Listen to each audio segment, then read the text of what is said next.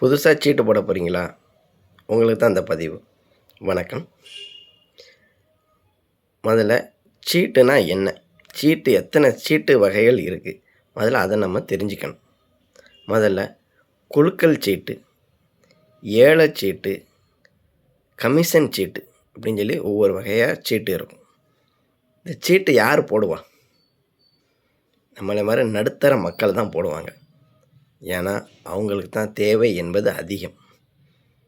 ஏன்னா நான் அடுத்த மாதம் கார் வாங்க போகிறேன், பைக் வாங்க போகிறேன்,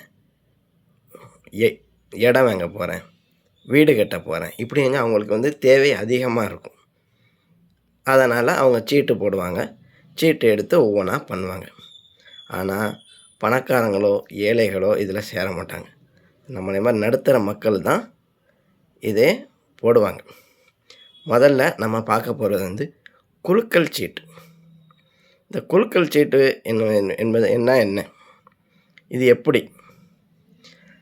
குலுக்கல் சீட்டு நம்மளுக்கு லாபமும் கிடையாது, நஷ்டமும் கிடையாது. அந்த ஏஜெண்ட்டுக்கும் லாபம் என்பது கிடையாது, நஷ்டம் என்பதும் கிடையாது. அவங்களுடைய பெனிஃபிட் என்ன? மாதம் அந்த ஏஜெண்ட்டுக்கு அதுதான் அவங்களுடைய பெனிஃபிட். குலுக்கல் சீட்டு. இப்போது இந்த குலுக்கல் சீட்டுனா என்ன? அதாவது 5 லட்ச ரூபா சீட்டு, ஒரு 20 பேர் சேர்றாங்க. அப்போ என்ன செய்வாங்க? மாதம் ஒரு ஆள் 25,000 கட்டணும். 20 மந்த், 20 மாதம். மாதம் குலுக்குவாங்க. மாதம் அந்த ஏஜெண்ட்டுக்கு அது அவங்களுக்கு போயிடும். அவங்களுக்கு இல்லை, பெனிஃபிட் அதுதான். ஆனால் 2வது மாதம் அதுக்கப்புறம் மாதம் குலுக்குவாங்க. அதில் யார் பேர் உள்ளதோ அவங்களுக்கு கொடுக்குவாங்க. ஆனால் உங்களுக்கு அர்ஜெண்ட்டாக தேவைப்பட்டால் இதில் நீங்கள் சேராதீங்க. ஆனால் இந்த குலுக்கல் சீட்டு என்பது ஒரு ஹலால். இதில் நீங்கள் சேரலாம். வணக்கம்.